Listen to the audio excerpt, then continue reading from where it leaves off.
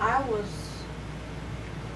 90 years old on the 24th of May. That's, and I have seen quite a lot of change in our children.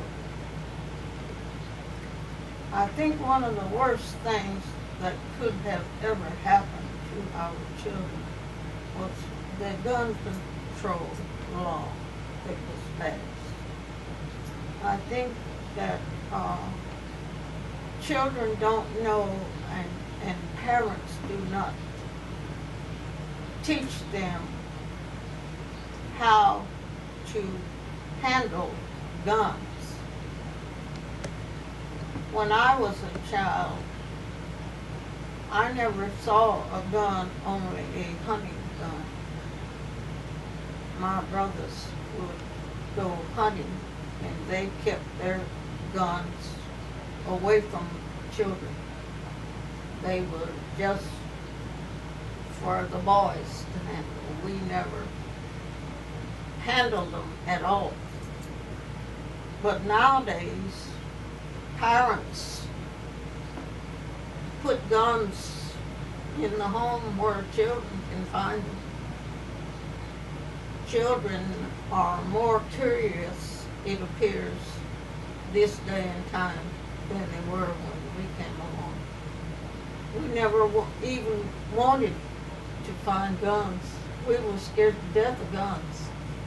But it appears now that the parents, most homes have guns, and they carelessly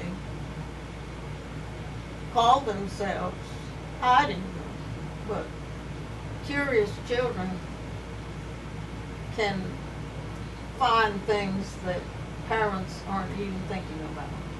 And I think today our children have gotten to the place where they feel that guns are not dangerous. They don't count a gun as something to kill somebody. It's just, they just think that it is something that a family should have in the home. And they don't understand. The parents do not teach them. Nowadays, the parent is too busy to watch what their children are doing. Because if you hide something in a home, you should be able to hide it so the child wouldn't find it or come upon it. And they're curious to know what it's all about. And they think it's supposed to be shot. And that's why I feel that so many deaths are being nowadays, because they're not taught what a gun is all about. And I do believe that law should have never been passed.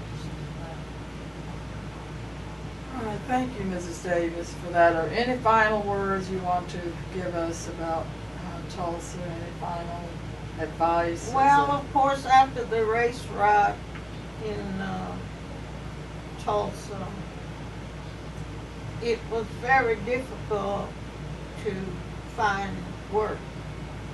There was quite a bit of bitterness in Tulsa.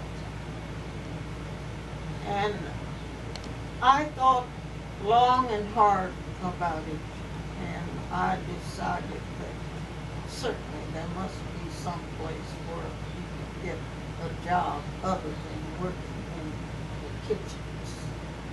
And I decided to go to Pittsburgh, Pennsylvania, where I lived over 40 years. And I came back to Tulsa when my sister became disabled to live with her. And she today is 94 years old. And she is confined to a nursing home her. I take care of her each and every day that I can be there. God has blessed us both to be able to be living and fairly well in health. Thank you so much, Mrs. Davis. We need you. You are a treasure, and many cultures value their elderly a lot more than Americans do. But we hope this documentary will show people that they have a rich resource in their cities when they have their wise elderly people like you. Thank you. And we appreciate so much that, and we hope your words of wisdom will help Tulsa to become a better place. God bless you. You're doing a wonderful thing. Thank you. Thank you. All right, I'll let you. This is award-winning photographer Don Thompson, who has had some of his photographs displayed in galleries locally, statewide, and nationwide. Several of his pictures were used in brochures at the National African American Male Coalition Conference held in Tulsa, April 1983. He also has 4 pictures in the permanent exhibit of Representative Don Ross, State Representative Don Ross. Those pictures are in the permanent exhibit of the Greenwood From Ruins to Renaissance exhibit that is on permanent display at the Greenwood Cultural Center. And one set is in a traveling exhibit that is traveling nationwide. So we are very proud to have Mr. Thompson working on this project, and we expect to have some more award-winning pictures. I started that and I can't forget that. That's it. In other words, I brought in some of the Republicans as well as Democrats. Mm-hmm. And we'll see that no, there ain't no secrets. Mr. Thompson is just finishing a photo session with Mr. Alfred Stanley Dennie, who was inducted into the Oklahoma Jazz Hall of Fame. And I am about to interview him and get some information about why Oklahoma had so many outstanding musicians, especially in the field of jazz. I want him to tell me about what it was like living in Oklahoma at that time when jazz was becoming popular, about the musicians he met during his long career. And I'm going to interview him in a minute and get some insight into what it was like being a musician at that time and what he thinks about music today and just life in general. So I'm going to interview Mr. Dennie in a few minutes. I'm Eddie Faye Gates, and I'm a history major, and I've loved studying about Oklahoma history. I grew up here, and one thing I found was that we have such a rich music history, like jazz. Our jazz musicians became so popular with the big bands and traveled all over. First of all, tell me what date you were born, where you were born. September 27, 1903. Oh, and where were you born? 16 miles out from Oklahoma City. If Oh. you don't take a dive, that'll put you in the middle of Arcadia. Okay, from Oklahoma City, a little place I called was born Arcadia. in Arcadia. Okay. My And, grandma. oh, and you said you had some Cherokee in you? Well, Yeah, I can tell by those high cheekbones.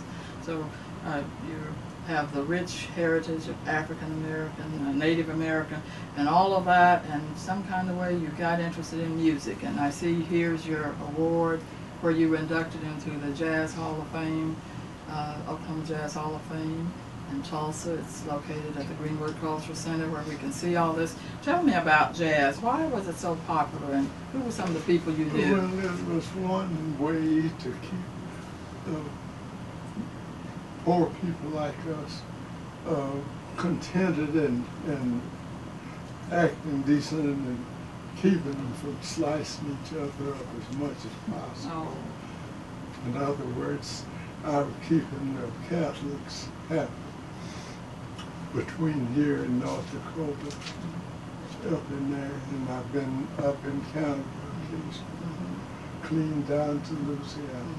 Well, tell They're me all some, my love. Tell me something about jazz music. Did you all do a lot of improvisation? Did you create your own songs? And Oh, we caught everything anybody did. We just heard it. then you just played it? Yes, ma'am. Oh. Tell me about some of the musicians. 600 songs. I don't care how many there was. I knew it. You could just hear a song and play it. Well, the great music houses would give me music free because they know I'd put it out there for the people to hear.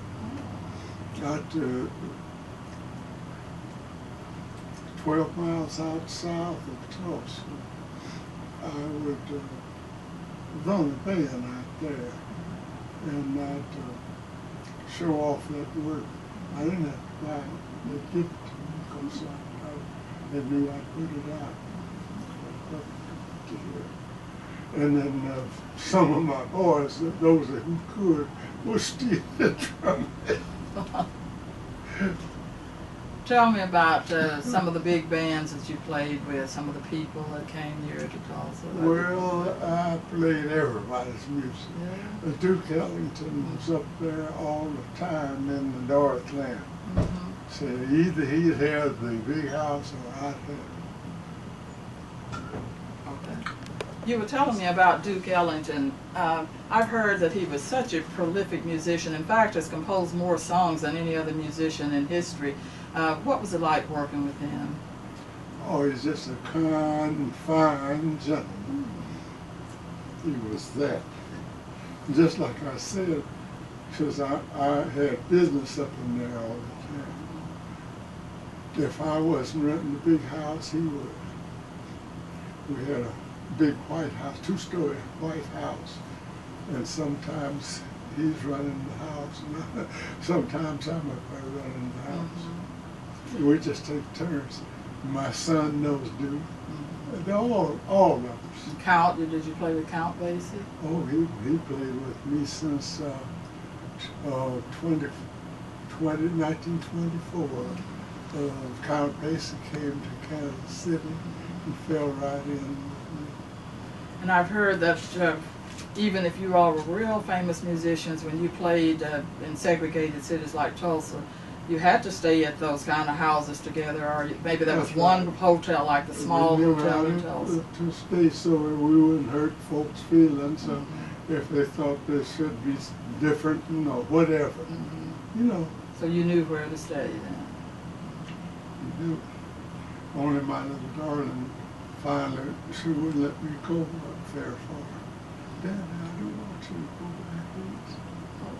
Afraid I did her. So. Mm-hmm. That was your wife. Yes. She's one of the Lincoln children. Mm-hmm. And while you were away playing all that music, she was raising the children. And when you came home, I know that you did lots of things with the children, like building dollhouses with your daughter Ida. Anything they wanted, so we'd attempt it. Good.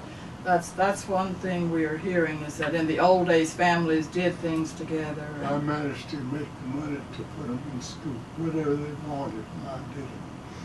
What do you think about families today when you look around at what's happening in They've done Tulsa? a whole lot of killing, mistreating people, because they're forced into it. What can we do to make things better? Try to treat them better. Just hope we can help straighten them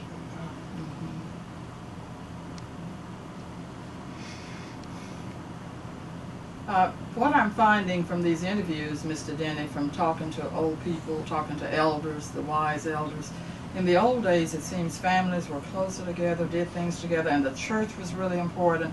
In fact, I heard a story about you buying violins for your children and having them do concerts at church. Can you tell me about that? And about your wife's playing? She always played. And they all, the grandchildren, they all call me Daddy Shop.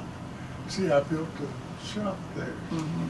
And I soon started manufacturing cabinets and all kind of work that I did so that they would have the money they needed, whatever they needed. Mm-hmm. And the people would patronize and keep me so busy. What about those violin lessons? Did they learn how to play? Did you teach them how to They play? learned some. And what about those concerts? Mostly certain people would steal that stuff from me any way and any time they could. And they're supposed to be repairing things, and instead of fixing them, they're trying to steal them or let them bust up so they can steal the bridge and the tailpiece off of it instead of helping me get it repaired. So your children were all musical too, like you, and Some of them. some of them And I helped try and hope to get them safely, through this dangerous places.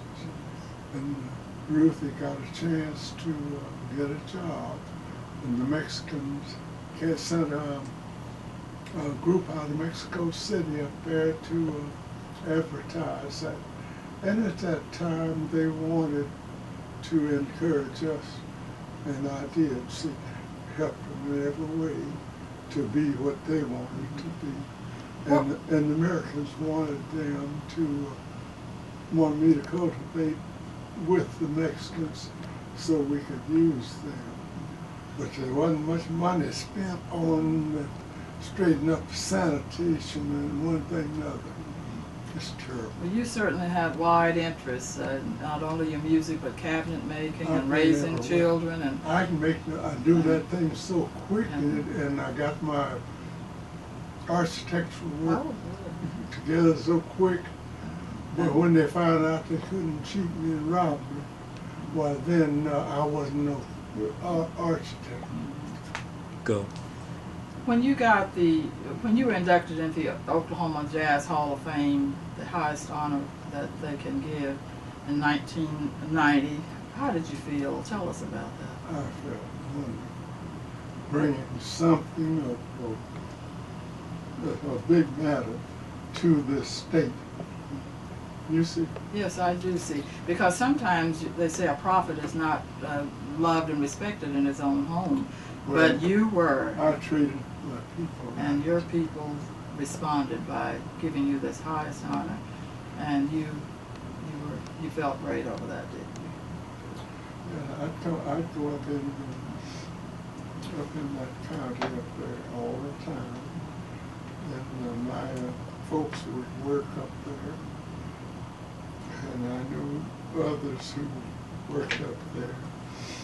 And I encouraged the Republicans as well as the Democrats. I didn't just cater to one group. You understand? Okay. So they couldn't say that I did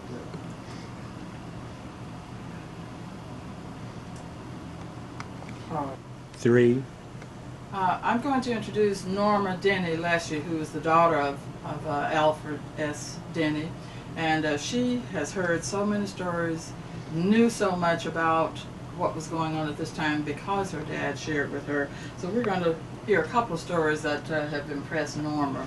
And Norma, tell us about the Great Depression and the music. I know during the Great Depression there were funds to benefit the arts, and we got lots of art and literature and music and so forth that came because of funding through the state and federal agencies. And I think you have a story about the symphony in Tulsa and your dad at that time. Oh, yes. Well, our first symphony, and I do remember the director, H. Arthur Brown. He just died a few years ago in California. When the symphony was organized, I think there were WPA funds that were used for that.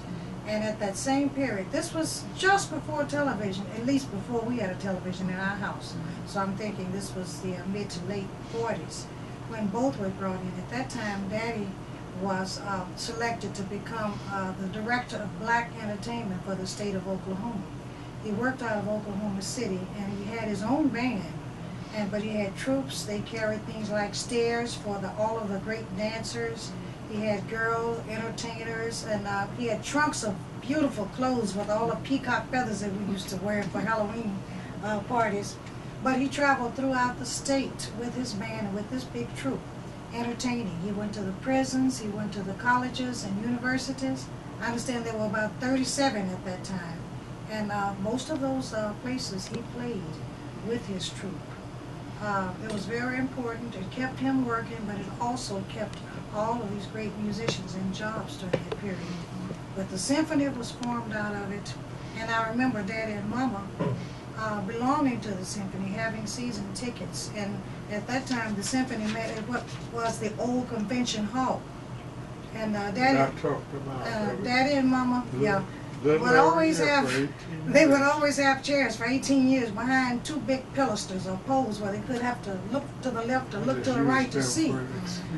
Daddy, being so musical, always wanted to be in a certain place, and later on he went to them and told them he just thought it was unfair for them to give him those poor tickets. They changed. As a result of Dad and Mama, the first black singer was brought in. He said, I know you can find some black people so that we can have role models for our children. And Daddy and Mama encouraged them to bring Shirley Barrett in. And so that's why she came and sang for the people. And from then on, of course, we've been having wonderful black opera singers and other musicians to perform for our people and to perform for the others. But he was a member for 18 years, he and my mother. She also belonged to the Organ Guild. Oh, and another story is the race riot.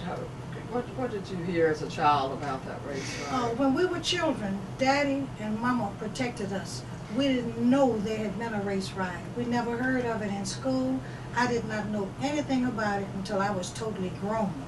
And then when Daddy finally told us, and he thought that we could deal with these kinds of stories after we had grown up and had come back home. I had gone away to college and come back. He sat us down and told us about Uncle George. Do you remember the burns on his hands? That was Daddy's baby brother. And we remembered the burns, but all I knew about Uncle George was Uncle George Dennie, who was named after the George who ran away from the Tidball Plantation in Virginia. He was the third generation. Had the third largest music store in the state of Louisiana. He had gone up into Indiana to get training for that. So I just knew that he repaired instruments and he sold instruments to all the parishes in Louisiana for the most part. But when he was 17, Daddy's mother, we called her Bootsy, Ida Rogers, and his stepfather, H.L. Rogers, lived about 300 yards to the east of Vernon AME Church. And they lived in a craftsman house there. Well, when his brother had come home from work, he was around 17. He saw the smoke, he didn't know what was going on. He went to bed. He didn't know that Daddy's mother and father had already gone out to the park, out north. And he went in.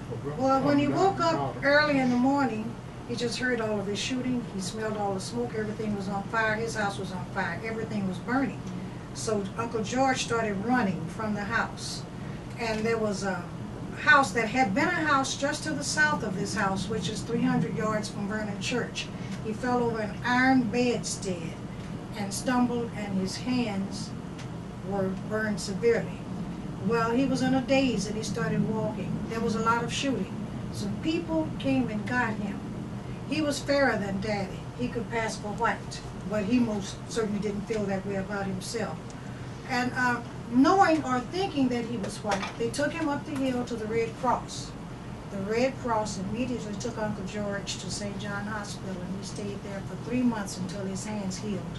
And then, of course, Boots had sent him out of the state. Daddy was playing at that time in Kansas City, being a little older. So she sent him up there to be with Daddy after that happened, to get him out of the state. Now that's what we're learning about this riot, the effects it had on people. Yes. And to this day it can still bring emotion to him, just thinking about And how it destroyed his family, and his brother was seriously burned. Yes. We hope that this lesson will teach us what not to do, the lessons from the past, what not to repeat, and what to do so that something like that will never happen again. So I want to thank you all so much for this interview today. You've given us a good look back into history. Other cultures treasure and value the wisdom of the elders, the wisdom of the untutored. And that's one thing we find in America. We need to develop and cultivate that more. In America, it seems we do not respect the untutored. We think, leave that to the experts. Well, I'm telling you, I learned as much from the untutored as I did from the experts, sometimes maybe more. And that's the purpose of this kind of project. We're learning from the people themselves what happened. We don't have to wait for, Harvard professors to tell us about the race riot and what effects it had on people. You told me what effect it had on you, your family, your uncle. He has told me. And that's what the purpose of this kind of documentary is. We hope that this lesson will not be lost, that it will help our young people to understand their culture. Norm, I know you teach and work a lot with young people. We've worked together. And our young people don't have this sense of heritage, a sense of esteem or pride, or even just knowing where they came from.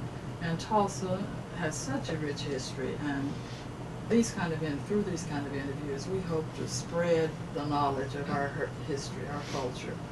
And we hope the teachers will use this in the classrooms, and people will have this and get a videotape of this and show it, and know where we came from, and know our culture, know what effect music has had on us, and talk to our elders like Mr. Dennie and learn what it was like to carve out this rich cultural tradition in Tulsa, Oklahoma. So thank you all for this interview.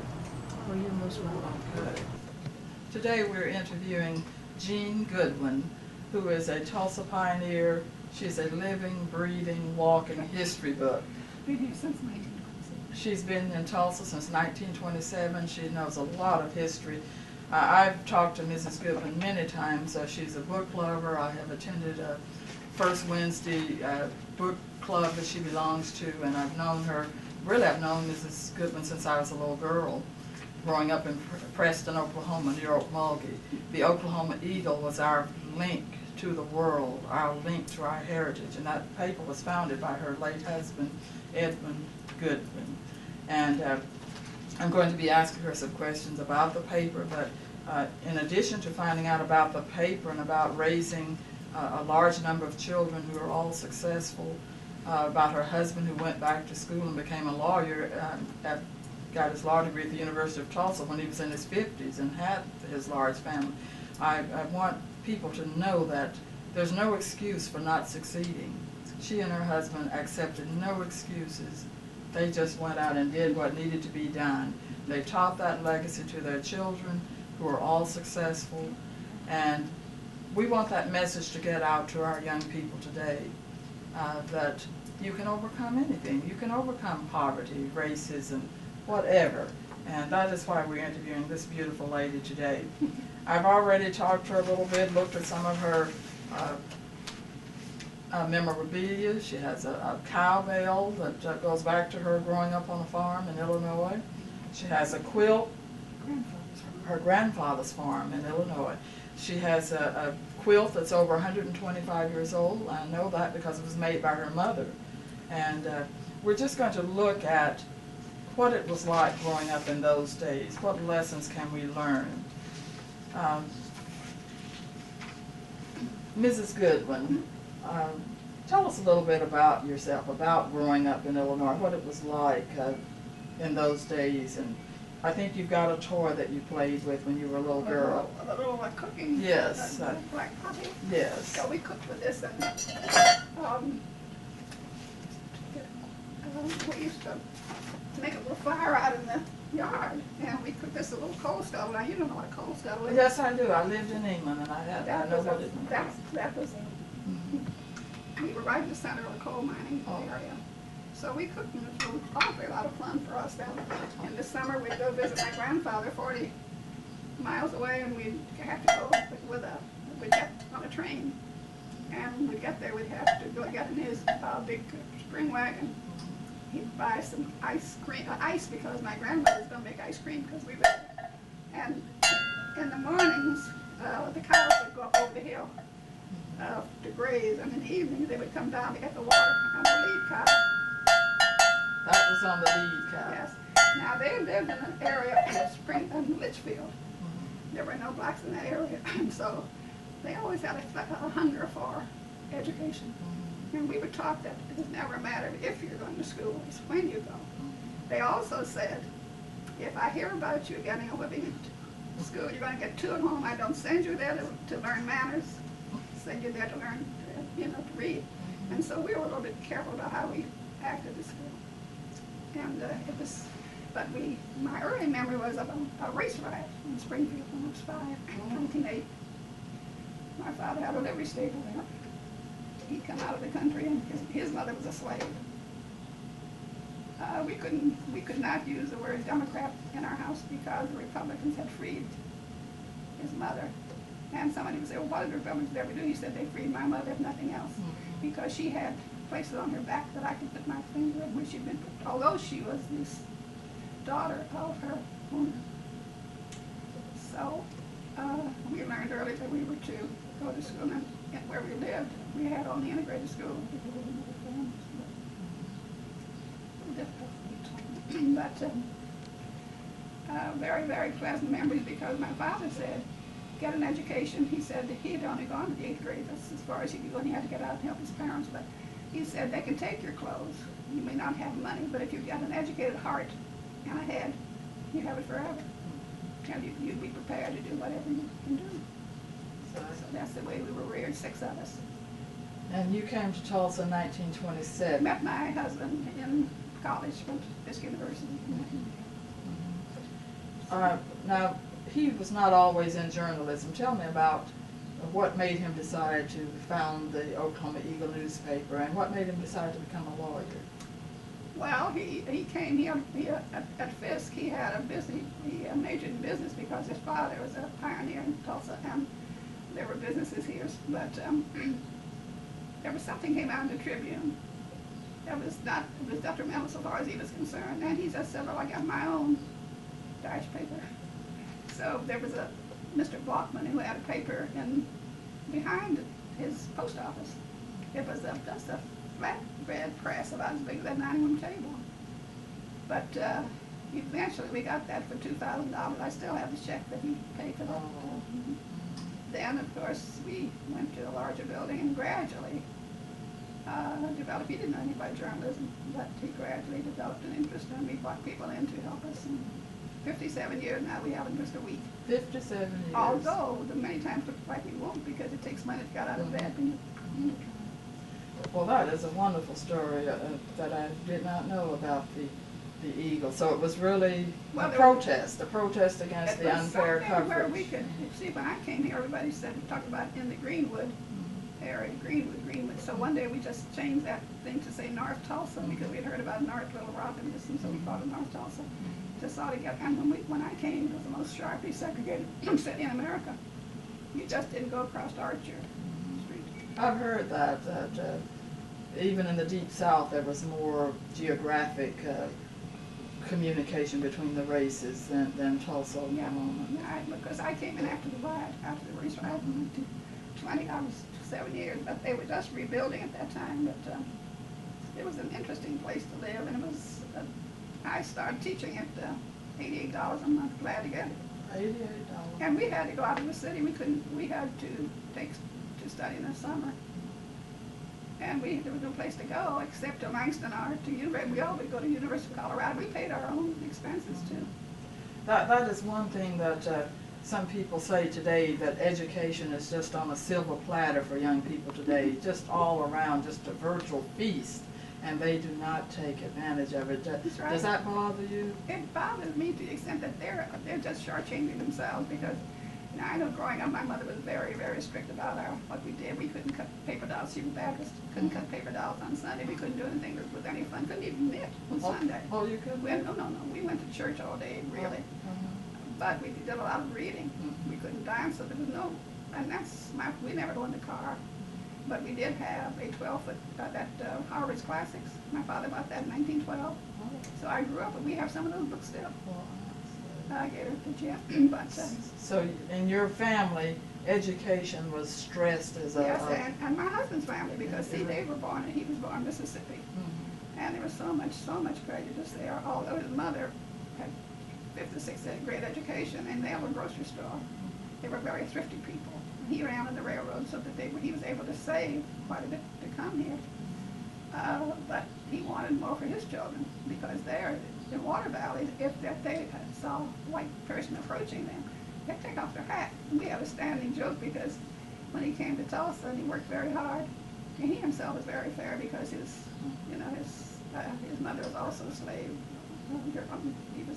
But anyway, he was coming from work one night on Greenwood. He looked from his office. He was coming around the corner there, and he saw this white face, and he took his hat, and it dawned on him as a cow with his looking over the fence. That's serious. He said it was really true. Oh, He was just that. But he was preoccupied. Yeah. He was just automatic, took his hat off. You know? well, But still, I was talking to my niece the other day. When I came, there was a Mr. Woods who was principal of the school. He was very strict about the character and the preparation for his teachers and the students. He didn't tolerate any foolishness at all. I know once at bridge party at my mother-in-law's house, and one of the girls was smoking. They saw him coming up the front steps, and she almost swallowed a cigarette. But my niece, who has been widely traveled, says she doesn't know any place in America where they have a clubhouse. The high school students. That's just exactly what Mr. Woods has meant to this community still, you know. So it wasn't easy. I mean, this hasn't been easy, but and these children are so foolish for not taking advantage. So that's your message to these children, to take advantage of what's out there. Learn all you can, because you can't. I mean, you can get so far no further. Knowledge is power. I certainly agree with that. I want to. Where's the quilt? Oh, I go and put it back. Oh, we'll get the quilt later.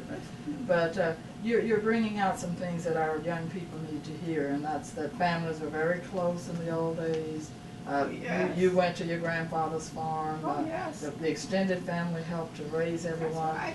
And you also have a picture. I saw a picture of an uncle that you said fought with Teddy Roosevelt's Rough Riders. Well, he ran. That's Uncle Sam. Can He you ran away from home at 15. Now, point to your uncle. This one. And what was his name? His name is Simeon. Simeon. He ran away from home at 15, put his age up, and joined the military. And he went. We always talked about he ran up the hill at Clam Hill, San Juan. San Juan Hill. You know, Mrs.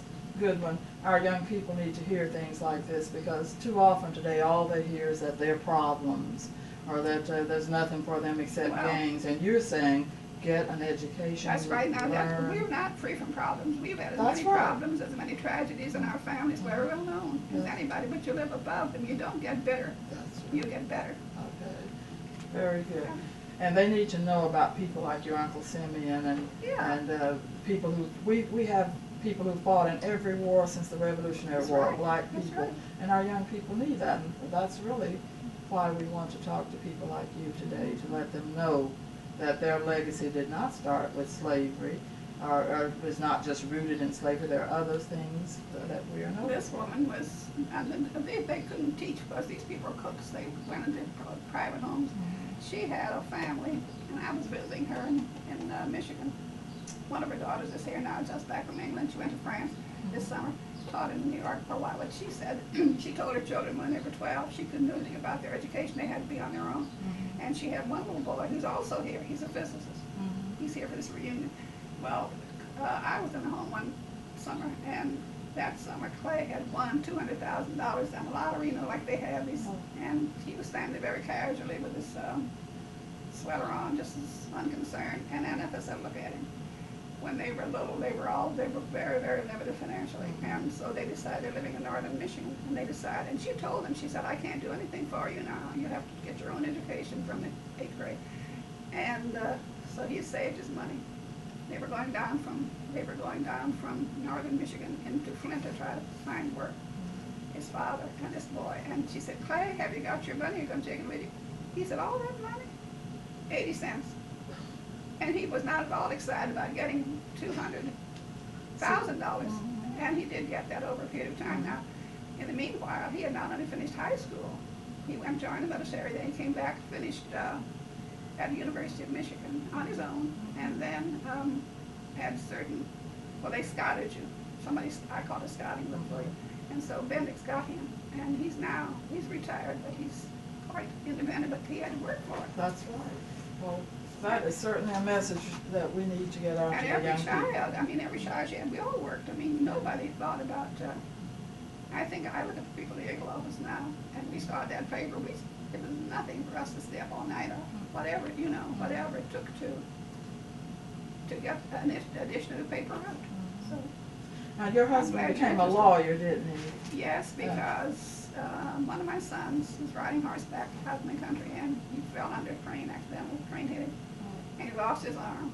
Well, we were in a community where the schools were just beginning to be integrated, and he would have had to go to union school to get his to finish school, because he started over when he was through with Carver. And then my husband decided that it was an agricultural area where they had 4-H and that kind of thing. Well, Jim had one on. So we sent him to my mother's home in Illinois, to my sister. He was put in a boys' Catholic school, so we thought a better education, and it was good for him. And so then my husband said, well, he's going to need something to help him to make a living. And so he's the first, he and Mr. Hendricks were the first black graduates from Tulsa.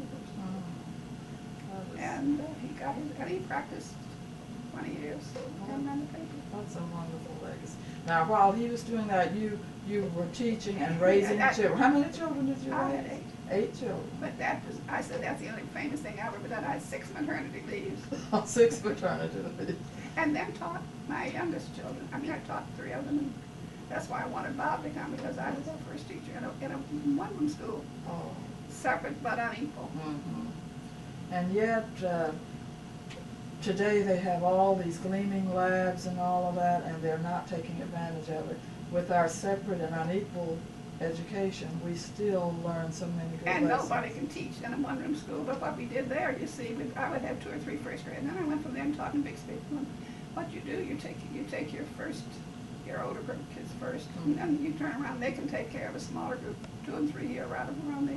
So that you were using that mixed ability in the one group teaching another long before it became the modern vogue. I didn't know it was modern vogue. So we did what we had to do. It was just doing what and we didn't have enough books. So what we did, the kids brought. Well, I'd take newspapers out there, and we would cut ads on the paper, put them up on the board, and then we had a toy cash register, and they would bring clean cereal boxes and cans and things, and we had a grocery store and just play for them. But in the play, they had to learn to read, they had to learn to make a grocery list, they had to learn to add, you see. That's how I learned to read, by reading boxes, and my mother was so patient with me. What would you tell modern mothers who just seem to just turn the children loose to television and take so little time with them? What would your advice be to parents today? Well, I don't have any advice, really. I was reading this book, which is a new Politics of Parenting, and then I have another one. You never stop being a parent, because I'm still very prescriptive. Tell you in a minute. Good, that's what we need. But it's just a matter of taking time, taking time with a child. I have one granddaughter who used to read with her child before he was born. To read, and I mean, you grow up, and I think your kids are going to do what you do, more or less. Provide them with good role model. Yeah. And a little time for them, you know. I think you grow older, but I'm not so concerned with retaining the slim, dark hair, whatever. But children and mothers, they don't need playmates. And fathers, they don't need, you know, well, I'm a pal, they don't need pals. In fact, it's been said they learn more from example than they do from what you say. I think they do. Plus, you have to be firm. I laughed about Edgar the other day. He was in a business office, and he called me to see if he could bring a friend up. And I said, yes. He said, yes, ma'am. So when he turned around, the man said to him, said, Ed, you must have pretty good home training. I heard you say, yes, ma'am, for your mother. He said, hey, he said, my father's been dead 15 years, and I'm still afraid. Oh, and that reminds me, this respect that we have for the elders that we grew up with. You said one of your sons met with Hillary Clinton and President Clinton recently. And tell me about him when he came here. What did you have him do? He came in the front door, and I said, I said, Bob, please go out there and scrub that. But he looked at me. I had fed the birds and they eat what I eat, you know, best fed birds in town. And he said, Mother, what is that? I said to him, let's just scrub the porch, please. He said, he went out there and scrubbed it. So you sent your son directly, who had just come from the White House, and you sent him out to scrub your desk. That is wonderful. He did it without a complaint. Exactly, because that's the way he was raised. Well, thank you so much for that. I'm going to get the quilt now that Mrs. Goodwin's mother made, and it's over 125 years old. Tell me about this. Well, it's just that we wore it out using it for a quilt and washing for the children, and then I decided I didn't want to throw it away, so I used it for a table pad. Oh. Because every one of those stitches are handmade, and some of it has my baby clothes. But the point is, Clifford Talbert, in his book, The Last Train North, wrote a kipper for the children. See, that is the ideal of every parent to send a quilt to live for her child, to keep warm when you go away from home. And even Mrs. Roberts Evelyn Roberts told me not long ago that that's what they do. They give each of the children a quilt. Oh. So I remembered about this, and I said, and I'm showing it to Cliff on that picture I showed you. That was all of it. And he wrote a chapter called... No, he had written the chapter about his own. Oh, about his own quilt. Yeah, I have quilts too that were Yeah. made by... This is beautiful. Well, that was a sort of a therapy, because when the women worked all day in the gardens and things, and then they had to keep house and wash and iron and on washboards and things, and they would have sewing bees. And my mother wouldn't let a card come in our house, so we didn't know anything about card money. Oh. So how you doing, Tom? We're doing fine. This is Bob Goodwin, the youngest son of Jeanne and Edwin Goodwin. And Bob was once a Rural Action Senior with Oral Roberts University, and he's a graduate of ORU, is that right? 1970 graduate. 1970 grad of ORU, and now he works in Washington, D.C. Chief Operating Officer of the Points of Light Foundation. I've heard of that. And Bob, Mrs. Goodwin has given us so much good information today, and one thing she told me was how she raised respectful children, and that you were just here, and I saw your picture taken with Hillary and Bill Clinton, and you had been at the White House, and the first thing she said she told you when you came in was, Bob, get out there on the deck, get the broom.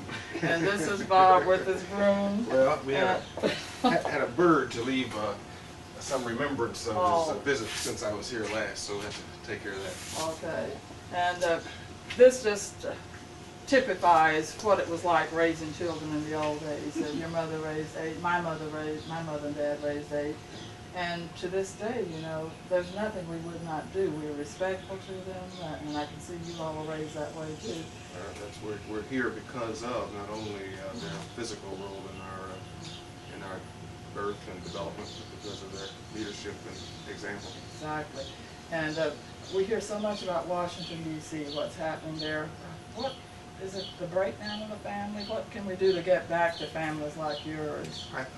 Of course, that is the commonly ascribed diagnosis today, because it is so true. A lot of things have caused this breakdown, the shift in employment patterns and opportunities for working class people, the proliferation of sex in the media, and the lack of responsibility that people take for physical relationships. All of those things have played a role, and we simply do have to remember that we have survived as a people because of strong family influence, and we need to return to it.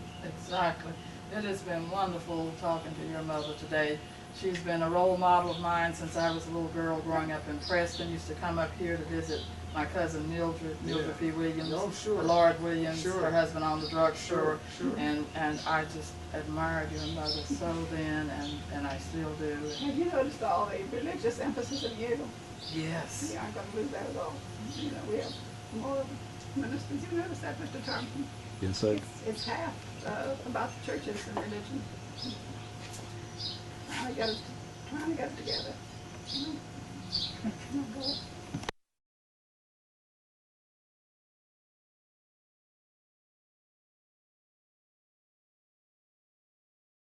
I'm going to talk to legendary Tulsa musician Clarence Love, who was inducted into the Oklahoma Jazz Hall of Fame. He's wearing his Jazz Hall of Fame medal. He is one of our finest assets in Tulsa, Oklahoma. We're so proud we have 4 inductees that's in that Hall of Fame from Tulsa. Mr. Love, Lives here in Tulsa. that live here in Tulsa. You, Ernie Fields, Al Dennie, and now Flash Terry. All right, Mr. Love is just a walking history book. And when I was in Tulsa Public Schools, Mr. Love would come out to the service center and talk to us about music, and the teachers would have him come and talk. He is a living legend in Tulsa, and we're going to just have Mr. Love tell us a little bit about himself.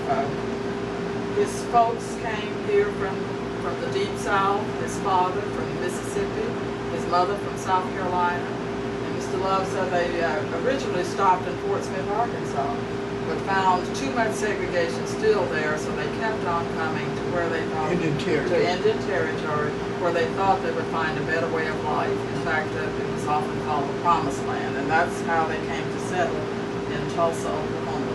In Muskogee, and then later you moved to Tulsa. Mr. Love, just tell us a little bit about growing up in Kansas City. How I hear you had your first band when you were 14. Tell us a little bit about being born in Oklahoma and then going to Kansas and music in those days. Well, in those days, we left Kansas City on the MKNT. I think the MKNT on the train. We had to ride the Chimco train from Muskogee to the state of Kansas. We were supposed to have. I had another Buster Brown suit.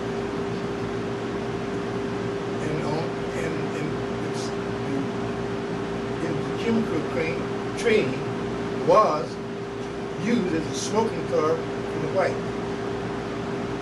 They said, don't smoke. At 4 years old, my mother and I and sister, I had a sister, Etta Arita Love. She's 2 years younger than I. We had to sit and inhale all that smoke from Muskogee and the cinders from the train because they didn't have diesels and all of that coming through the window. When we got to Kansas, my mother wouldn't move. She stayed in there. We got into Kansas City. That's where I got to Kansas City to meet my dad. Then I lived on McGee Street first, that I can remember, so I was so little. Then it was a wide street with a lot of traffic, business street.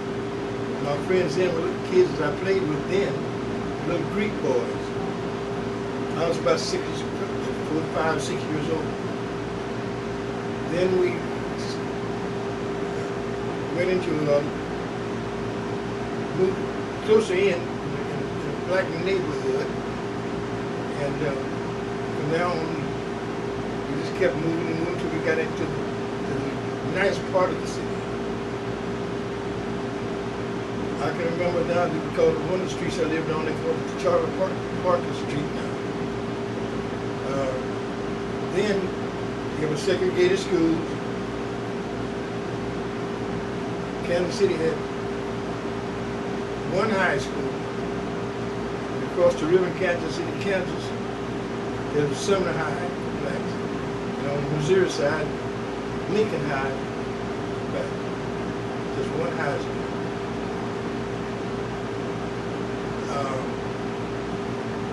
I don't know what else you want to know. Okay, at Lincoln High School, I hear you had the best music teacher in the world, and that was William Dawson. And I've heard People hung around with Scott Joplin. Oh, He's a great musician and young, not Dawson. Charlie Watts is my music teacher first. Charlie. When I was 10 years old, I played my first concert on the violin. I remember it, the Avery number 5. And then after graduation from Lincoln, from Adams, the elementary school, in between 18 and 19 on Woodland. Lincoln High School was then on Tracy. That's where you had William Dawson. His first year there, the former teacher in Clarkson, Smith, had been there for years, and William Dawson was a young man, came in out of teachers. Girl, he was a teacher. Oh, I've heard. You know, when I was a student at Tuskegee, he was director of music and had. That's his job he got. When he left. After the he went to Tuskegee 27. Because he put 4 years. He was still there in the 50s because my husband and I met him. He wrote some beautiful symphonies. Oh, he's the only man I know could play a duet on the trombone. He was a trombone master. He could make play a duet.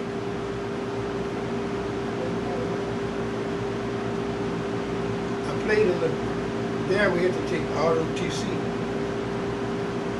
And I played in the band. And I went out there when I got to be as a freshman. I got into the, at first I went into the regular ROTC group. I didn't, they don't have violins in the band. So I went into the, and they threw me that 16-pound gun. I went over to the music room and got me a mellophone. Now it's a mellophone, you play with your right hand, and the French horn you play with your left. It's still, you know. And I played the mellophone in the ROTC band for 4 years. And I got into the orchestra, school orchestra, during my high school days. Then, when did you get your own band and start your professional career? After my second year, during my sophomore year in Lincoln High, the big bands that they wasn't very many, one but one, two. A band called Benny Moulton and George Lee. We lived down in the area when I was a kid, from Tracy to that place where we heard. I heard George Lee, and I got stuck on his band. Then my mother took me to a concert one time, and I heard Blind Boom. And so I got interested in music. So when I got there, they were hiring outside bands, so I formed my own orchestra. Your own band when you were 14 years old. I played violin in my dance band. I played my own junior senior prom. I didn't take a girl to it, I was playing music. Well, about music today, I hear that today it's so commercial, they write it to make the charts and to make money, and that they don't do it for fun like you all did. What do you think about that? Well, the instrumentation, I have it on that TV there, about what you're talking about, and I came out in yesterday's paper. How music, our style of music, kids don't know today. We play music. Yes. With a feeling. Yes. Now they just play. And as I see it, as an old-time musician. See, I'm giving you the history. I thought we were going to talk about Tulsa. Well, I want to talk about music because Tulsa does have a rich musical background. You're telling me But I'll about tell you that. about Tulsa. All right. I don't care what they're going to... This is one of the worst places in this part of the country during the era to play. See, I played music for a living. I didn't have any living then. And I came in and got stranded one time. One thing happened me. My aunt was living in this house here. But Kansas City had the band and the musicians because in the state of Missouri was wet. This was a dry state. That's why so many of them, like all of them that you read about to come to Kansas City. And I saw every one of them come to Kansas City. What they talked about now from J. Max Jan, all those bands. There were three big bands in Kansas City during that era. There was Benny Moulton, there was George E. Lee, and a band over in Kansas called Paul Banks. And then in 26, after graduation, I went to Chicago to attend Crane College. I was going to be an architect. I had 4 years of training in high school. Mr. Westwood was my teacher in high school. Carpentry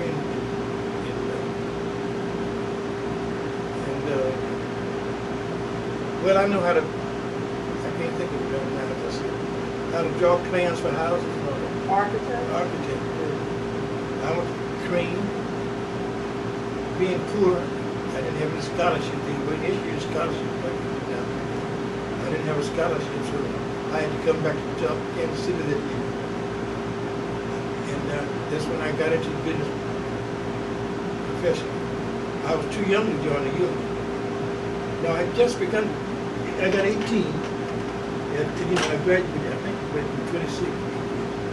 It was 1926. But I was too young. I joined the union. I couldn't join at 17. I had to be just 18. And I began to travel.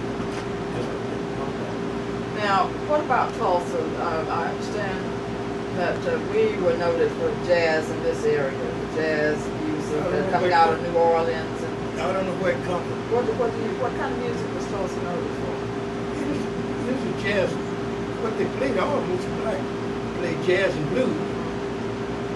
That bebop is something new out of our area and all of that.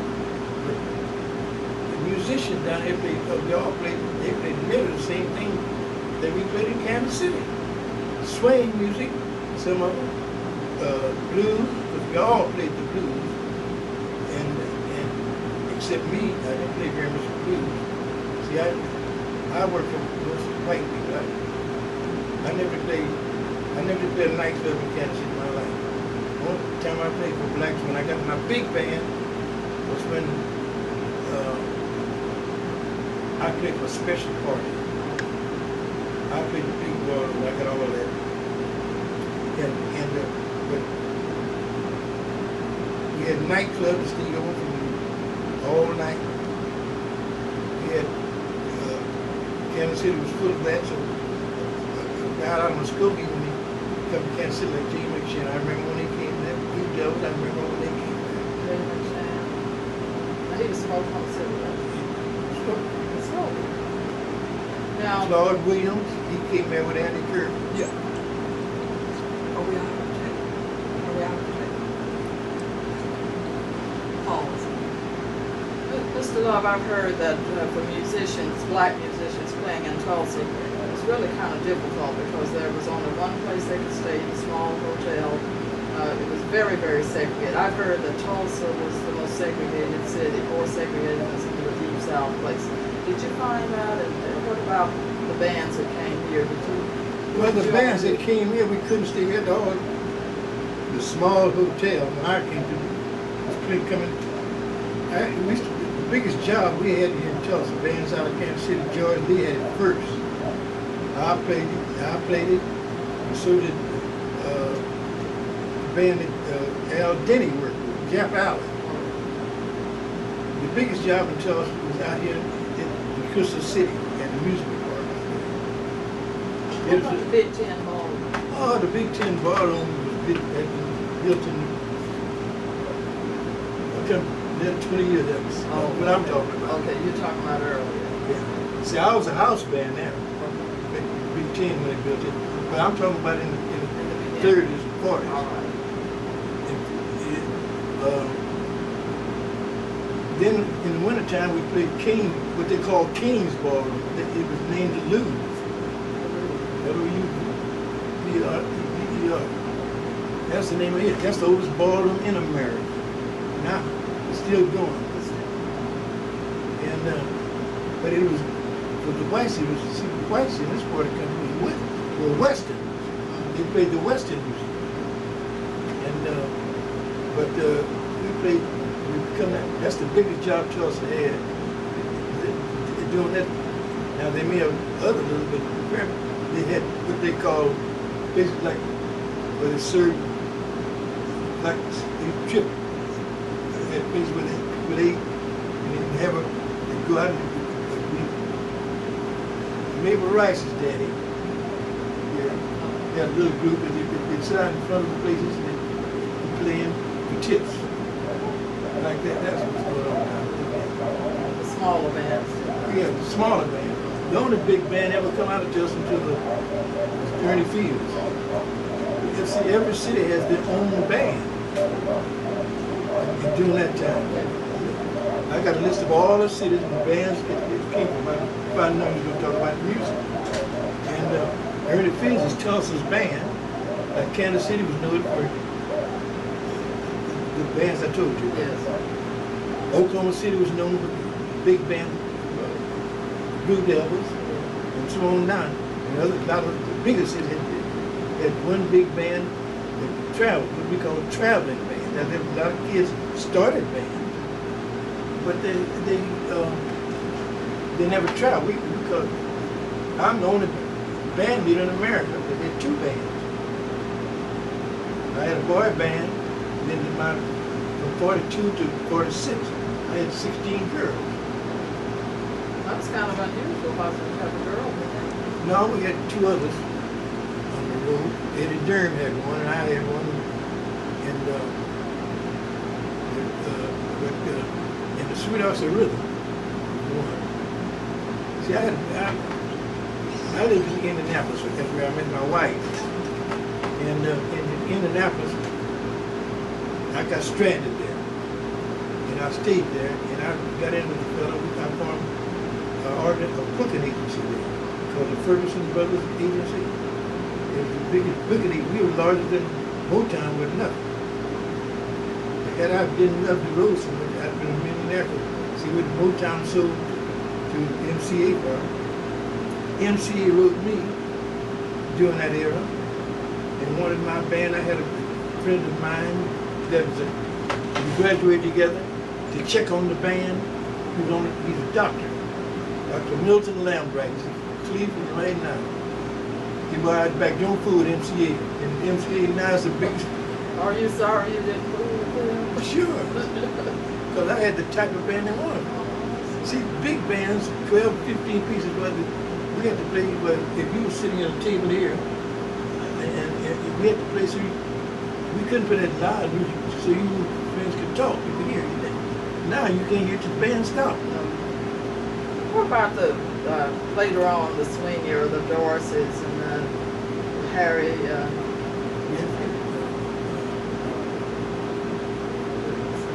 Betty Grable?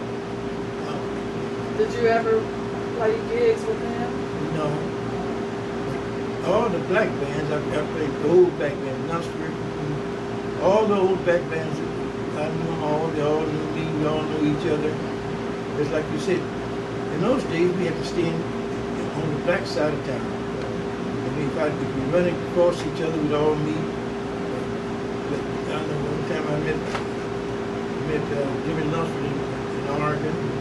Oregon. One time I was playing the theater there.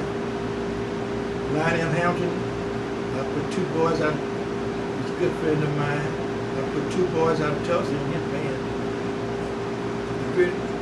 One of the boys played more saxophone than Charlie Parker. Oscar Stale. He's a Tulsa. But they haven't got him in the Hall of Fame. And there was also Elon Watkins, tenor man. I put behind him. Seeing my club, that after I opened that club in Tulsa, the Love Lounge, I was connected with everything, musically. Today we find that white musicians team up with blacks, but Muddy Waters, Smokey Hulk, the band, they give you the credit. Do you think your time has come? In those days, you couldn't play with the Dorses and. But now, do you think you respect? I can tell you, the reason I don't tell them, and it's the first time I ever did mention, down in I think it was Memphis, wherever, it must have been Memphis, yeah, because I got a girl, where Elvis is. Elvis used to go around those nightclubs and jam with blacks. See, the musicians of that era, we didn't mind, the only thing we wanted us to be dressed nice. But the white people, when they had the tuxedos on and they'd be stiff. And the first band, just as two people that came out that I met, and came that know Charlie Pride. The one that sings the Western type thing? He's the only man, he went to that, he made $1 million. I had the idea to get, right today there's not a Western black band. Just like Today you don't ever see a cow in a circus doing tricks. There's no to that. You never seen a cow in a circus do a trick. They just begin to feed the hogs, make the hog. And so they would be stiff, and when we go in there, we had little acts in our band and everything, and we played music. Now, I tell you, I didn't play black type of music until I got on the road back in the 30s. I had to be in Houston playing the dance. My first gig out of Kansas City was Houston. And the people, they were dancing together, jumping around the floor and running right away from each other. I said, what's the matter with these people? Are they crazy? And over in that corner and one to be over here, all that. I had never seen that because I played L2 in Boston in Kansas City was white in the places I played. I had to change my repertoire to make a southern tour. That's where I got some of my, I met with Eddie Hayward was there. He was in my band. Count Basie, you know Count Basie. Yes, I heard about that. Billie Holiday. Now Billie Holiday was with me when I played the last time the Grand Terrace opened in Chicago. She was on the show. You played there with her? Yeah. She had a beautiful voice, didn't she? Fine girl. Savannah Churchill, she was in my band. Lil Green, I could name. Now, what did Lil marry Billy Armstrong? Was she the one who married Lil? I don't know. Okay. You know, now that's a kid I used to have a lot of. See, we used to book those bands. All the bands, black bands in the old days. First and Billy had 16 bands. And I jumped out there with the girl band. One had written us, the girl had written us and said that she had a band in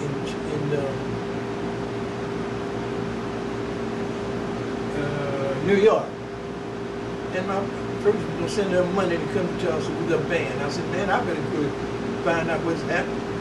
I got on the train, went to New York, she had 6 people. It's in January, my birthday.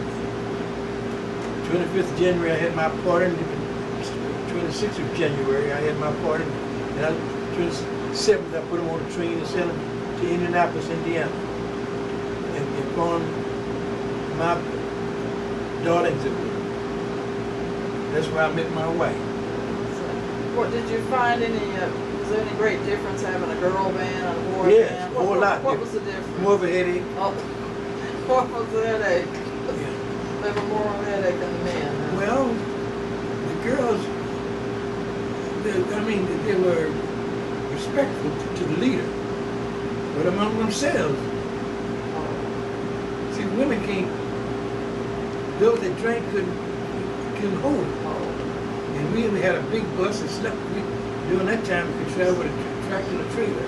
You slept on the buses at night. My bus. Between gigs. I bought it. We could sleep. We all had to sleep at it. Then I had one drummer would get, if we played Tulsa tonight, she get high. She bought it. She was all awake, all that kind of stuff. And other things I can't tell you about. I'll tell you off the camera. All right. So, with the boys, I didn't have. I'm gonna tell you something.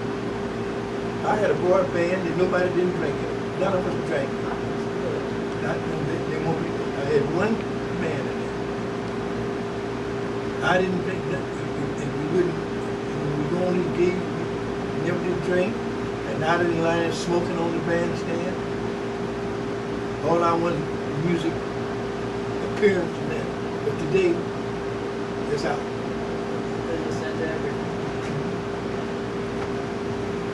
Well, I have learned so much about music in Tulsa. Is there any final thing you want to tell us? What lesson did you want to tell us? We want to tell people, what lesson do you have to tell us? And what?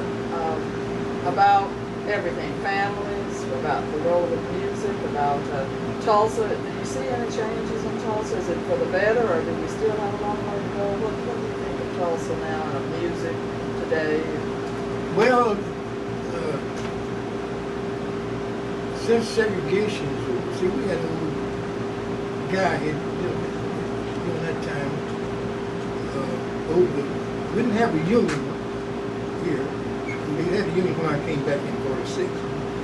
After they got the union together, but before then, playing white job, Daddy Fox, the president's secretary, the secretary's been ruined. That's why they had a lot of trouble.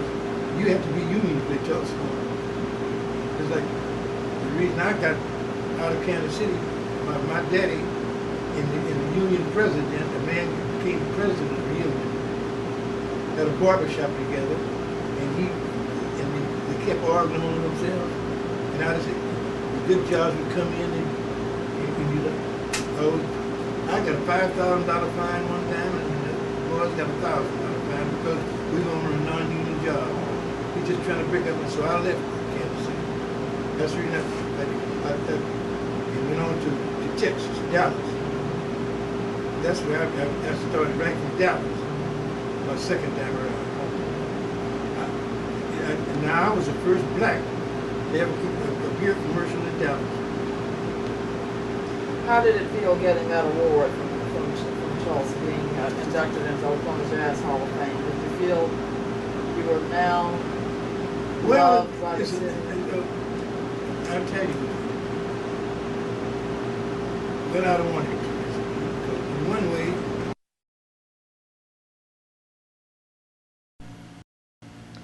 Fannie Hill is one of the most respected and loved citizens in Tulsa, Oklahoma. And she was not always a Tulsan. She was born and raised in Georgia. And when you can't find Fannie Hill at this lovely home, with this picture of her beloved late husband, Reverend Ben Hill, who was Oklahoma's first black legislator. If you can't find her here at this lovely home, you'll find her at the Carver Nutrition site where she is helping others. And she will be 90 years old, her birthday, but she's always over there helping others. If you don't find her there, you might find her at the Willis Museum, where she has loaned about 1,000 of her dolls, and she has thousands more here at this home. But this lovely lady is always busy doing something to help people. Mrs. Hill, we want to just hear something about your life, what it was like when you came here, what kind of things you found in Tulsa. Just tell us about your life, your experience in Tulsa. You want me to start it with when I came to Tulsa? Yes. Okay, I was happily married and living in Pueblo, Colorado, and that husband to whom I was married was a minister and a teacher, and they wanted him here in Oklahoma, and we came to Tallahassee, Oklahoma, where Muskogee was the headquarters for everything, the church, the stores, and the fair, the annual fair that they had. Now the first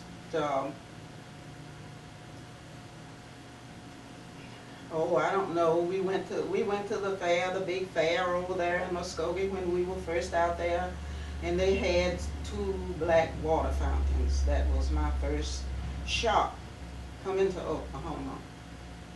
Having been reared in Georgia, which was a very prejudiced state, supposed to be anyway, you can't get any farther south hardly. All the signs were there for colored, and we knew that this was where we were supposed to go and everything, but goodness, we were loved by all of the people. We could do anything we wanted to do if we knew the people that we came in contact with, like the mayor, the proprietors of stores, the post office. There was a love different from what we found even in Muskogee. Well, after the teaching that he did in Tallahassee, we moved to Boley, which was an all Negro town at the time. We were happy there all by ourselves, and of course the little neighboring town was Okemah, and the one going south, east was Henrietta, and they had signs up, which I was not used to. They didn't have them in Georgia. Be sure that you were gone by sundown. And we were moved again from there. And when we came to Tulsa to live, there were no department stores, no restaurants, not anything that we could just walk into as an individual. If you did, they might wait on you. I don't know if I'm supposed to name these stores by name, but they were most all of the outstanding ones in the city of Tulsa. And if there was a clerk in there who was just real nice, and I called them Christians when they were nice, they would take you in and you could pick out something, but you couldn't try it on. And I got used to that. Going into stores, I remember that one store had a tea room, and it was very beautiful, and we couldn't get nowhere near in there. And there were 2 theaters, I think, North Tulsa, as we call it. They called it then, and we call it now, but the pictures we got were not as the pictures downtown, because there were not enough of us, I imagine, going to the movies to get the big pictures. And of course, I've been used to going to all of the pictures in Georgia. They didn't keep us from going to any of them. We could sit in the balcony, but we saw the pictures just as good. And here, we couldn't get in the balcony. And one theater had a gallery. We couldn't even go in the gallery. We couldn't see the movie. And I'll skip over to when the 10 Commandments came. Went down to see the 10 Commandments and couldn't get in, and that was the Orpheum Theater. Okay, one day I was in the line, next day I was in the line, next day I was in the line, and I asked why. We're not ready yet, would be the answer. Perhaps they would give me. I said, well, how long is the picture gonna run? It's a nice religious picture, and I'd like to get to see it. Well, if the manager's in, we will see if the manager will let you see the picture. Okay, they'd come back and say the manager was in Dallas today. The next day I would be in the line, and I was in the line every day as long as the 10 Commandments were showing. So I did not get to see the 10 Commandments in Tulsa. I really saw it in California when I went on a visit. It was just most segregated, and the feeling was so different. Because in Georgia, we could get anything we wanted. We could go to all of the operas. My father had a rule when I was a kid. We couldn't go to the baseball games. We couldn't go to the picnics unless we went to operas. And we could dress up and be admitted and sit in a box seat. The Johnson family always had a box seat if any of the singers came to town or anything, but not so in Tulsa. But I was not bitter because of my husband's attitude. His speech was different because he was born in Sydney, Nova Scotia, and reared in Pueblo, Colorado. And really, we were married in Jackson, Mississippi, where both of us taught, and he was not used to the difference between the races and the separation.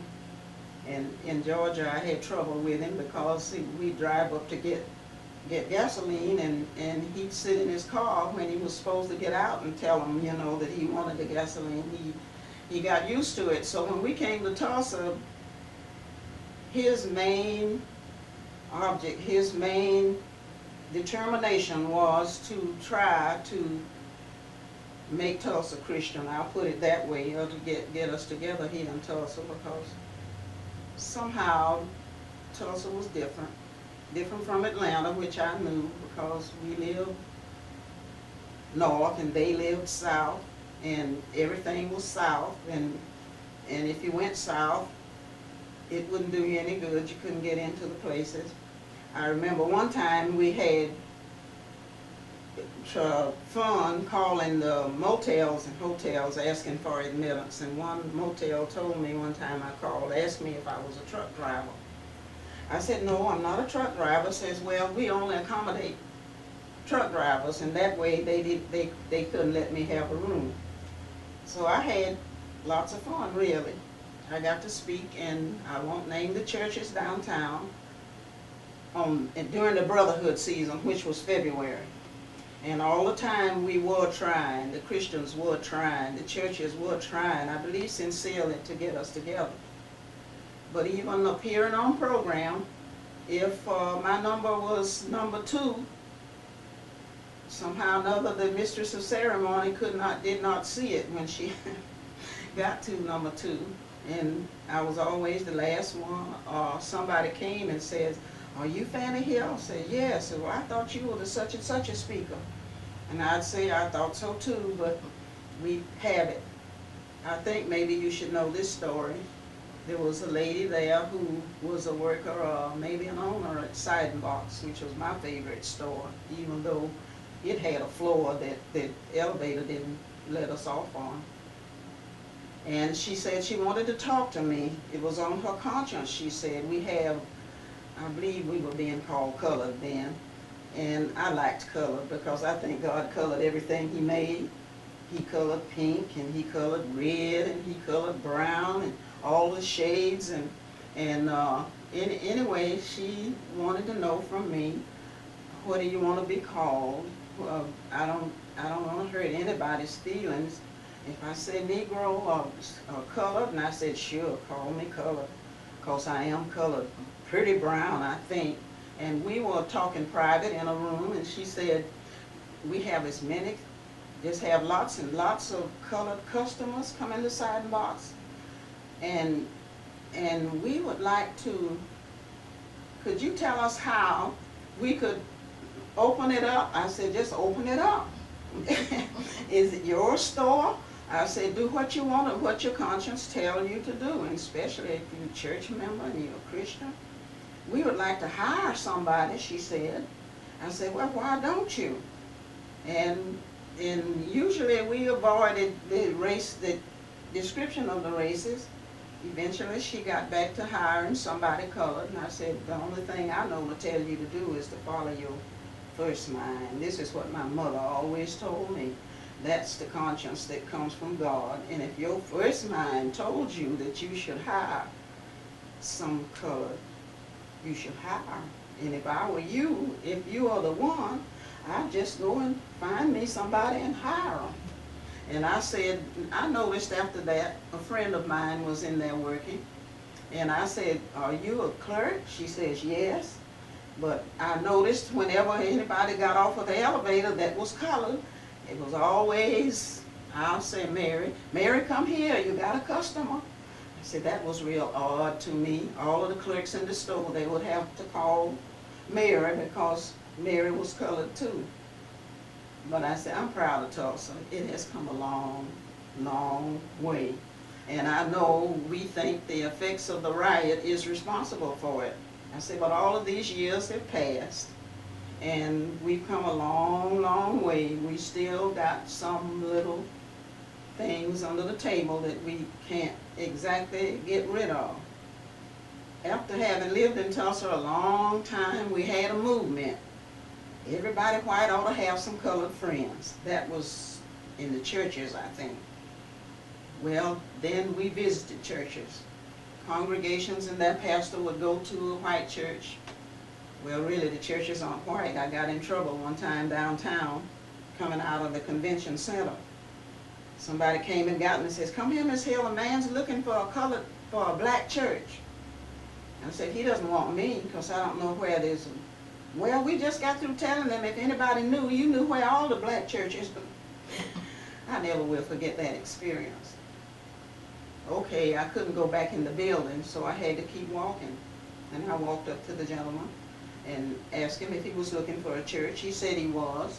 I said, you know the name of it? And he went in his inside pocket and pulled out a letter, and he said yes. And the name of it is Vernon African Methodist Church. I said, my goodness, that's my church, and no wonder you can't find it, because it's not black, it's red brick. So the Tribune was there, and I got on the front page of the Tribune for having made that statement. But this is the way I look at it. We have no black churches and no white churches. We have churches where God's people worship.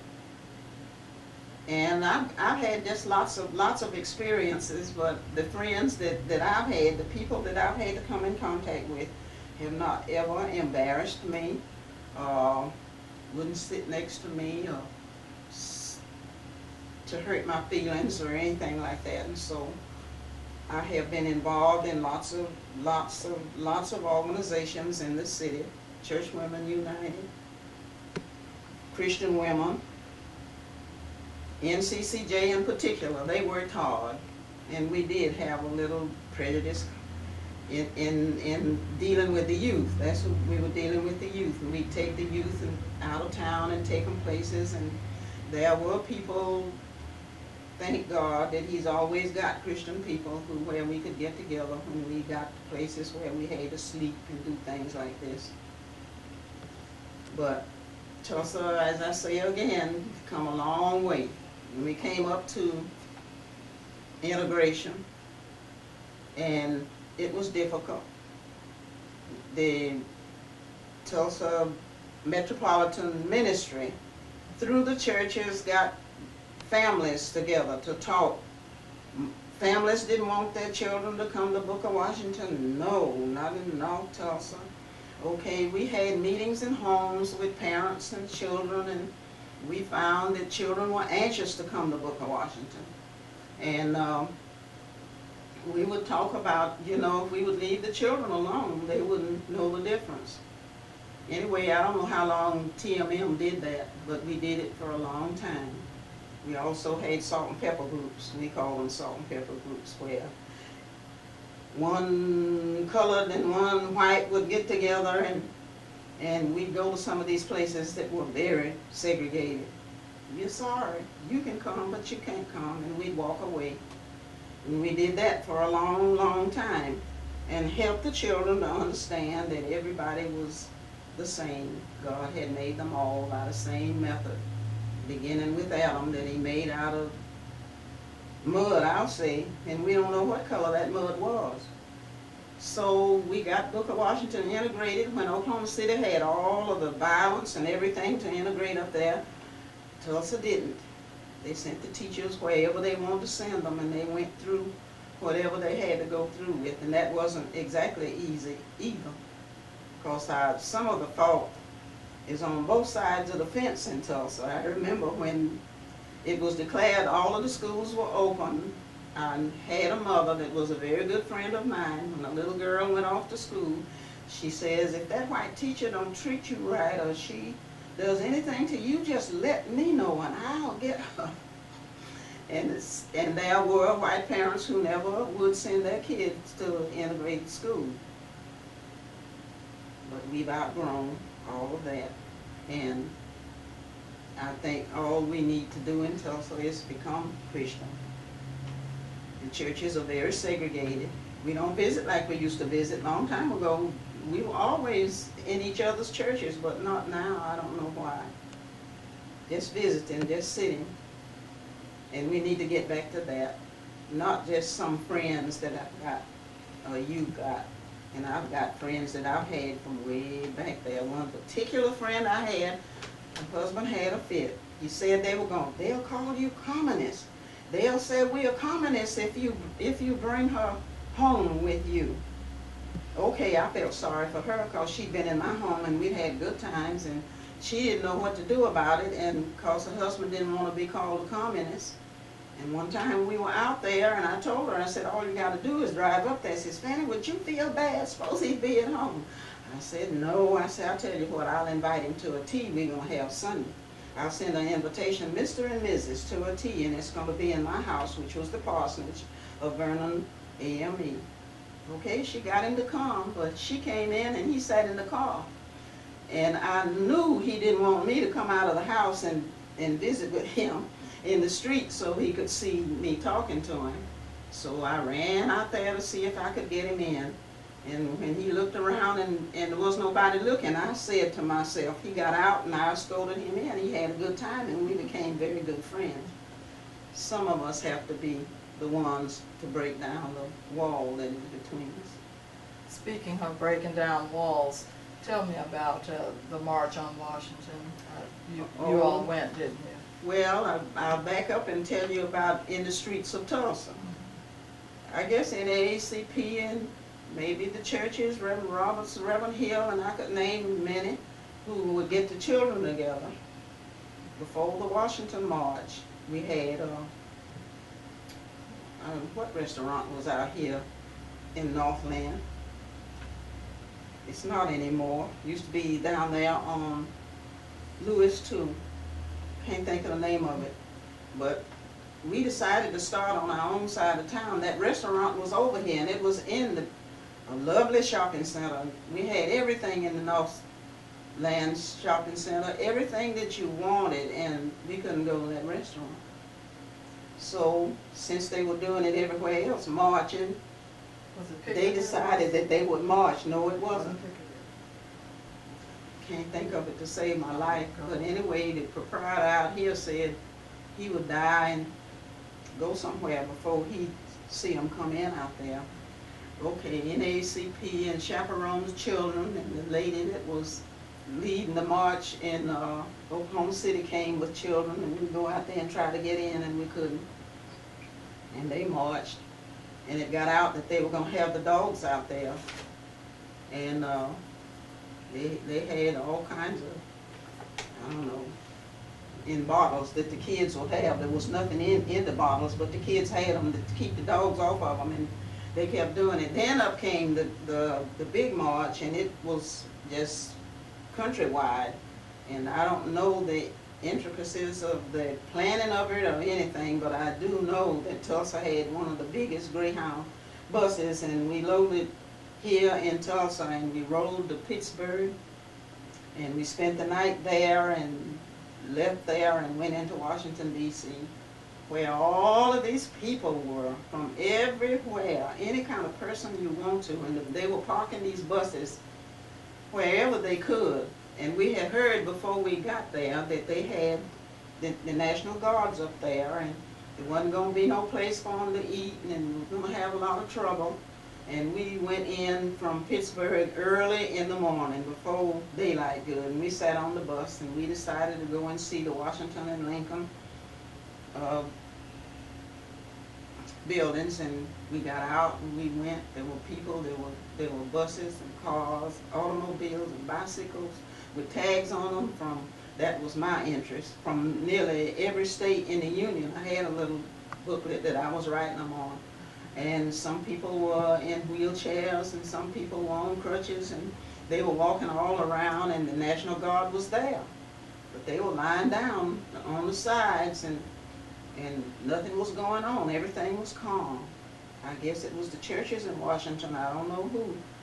You could get almost any kind of sandwich you want to. They had them available, and this is morning time, and we were sightseeing and meeting people from everywhere, talking about how they got there and why, and the hour came for Martin Luther King to speak. This is the thing that impressed me most. They were Catholic priests, they were priests from all the churches and ministers, and there were poor people, there were ragged people, there were crippled people. Every face turned towards where the platform was. It was a mile from one of those monuments to the other one, and I've forgotten whether we went from Washington to Lincoln or Lincoln to Washington. But they walked that mile together and singing the regular old songs together. There was no black and white, Japanese. You couldn't tell the difference. They were marching, just walking hand in hand. If somebody got crippled or somebody waited for them and everything, and I said if we could get together and love each other like we loved each other, didn't care what they looked like, didn't care what they had on, didn't care what church they belonged to, didn't care what race they belonged to, in Washington marching, we could do it when we got back home. And it was just really a turnover for the country, because nothing happened, and it was marvelous, and everybody went away happy.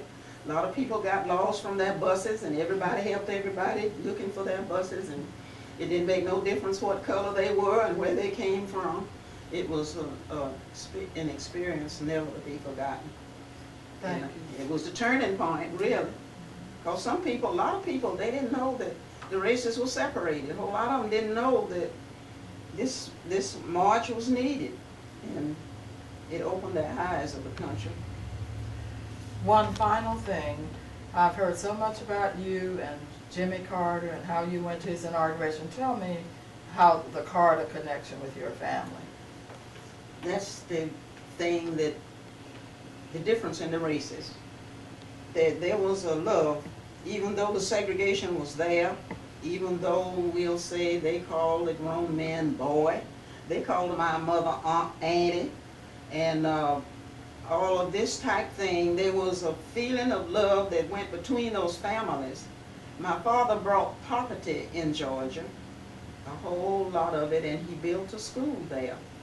And Jimmy Carter's daddy was a rich white guy, and he owned a store, and he had, I've forgotten how many children Miss Lillian had, but she had a bunch of them, boys and girls. I remember Billy and Jimmy. And I remember the one of my brothers that we called Brother and Willie, and they were just sort of together, and they loved each other, and they swam in the same, they did everything together but go to school. They couldn't go to school, and they couldn't go to church together. Okay, after I went away to college, came back and got married, my little baby was very ill. Of course, the doctors were all white, and Dr. Logan walked out on me one day and said, I've done all I can for your baby. I've done all I can do for your baby, and if he's living in the morning, you call me. He didn't expect him to live through the night. Mrs. Carter, Jimmy's mother, was a nurse at the General Hospital in Plains, Georgia. And she loved everybody. She didn't care who was sick, where they were. She would go and administer unto them. So when Dr. Logan got back to town to this hospital where the doctors were, evidently she heard. And she got off from her job that day and got on her horse and rode it to my door and said to me, Fannie, I heard about your baby, and I've got a remedy here in my pocket. If you want to try it, I want you to try it, because I believe maybe it will do him some good. And we talked on there, but I was kind of sacrilegious myself. My mama was wrestling with me. I told God, you give me the baby to keep 9 months. I wish you had kept him. And Mama was mad at me because I was talking to God. She said, you should know better. And she came out and she told Miss Carter, give the remedy to me. So she took the baby and the remedy and kept him overnight. And I couldn't sleep that night. Before daylight good, I was down there. Mama had him in the big high bed, covered up between 2 pillows, and I came down and called him his little pet name, and I saw his dimple. And I knew the baby wasn't dead, but I was scared to go up there to feel him. I was looking at him from the foot of the bed. I called him again by the little pet name, and he opened his eyes, which he hadn't paid me any attention for a long time. And I got the nerve to go around there and touch him, and when I did, he responded as usual. And right then in my heart, I said thank you to Mrs. Carter, and we called her Miss Lillian. Okay, because I knew whatever it was, Mama had done it religiously. So she came in there and says, what are you doing? I said, oh, Mama, the baby is alive. And we rejoiced and everything. Well, from that day, whatever Miss Lillian we could do, we did it, and whatever the Carters could do for our family. See, we lost my daddy. It was the Carters who kept my mother covered. The school that my father built there spread it out all over the state of Georgia, and Jimmy's uncle had the biggest store there was in Plains, and you couldn't tell whether we were Carters when we walked in the store or Johnsons, and nobody could tell whether Mama was a Carter or a Johnson if anything was happening. So even though I'm way older than Jimmy, my brothers were along with him. That baby one of mine that said to me, sister, Jimmy's gonna run. I said, run? Run where? She said, he's gonna run for the presidency. I said, Jimmy's gonna run for the president of the United States? He said, yeah, and I'm gonna be for him, and I'm getting for him.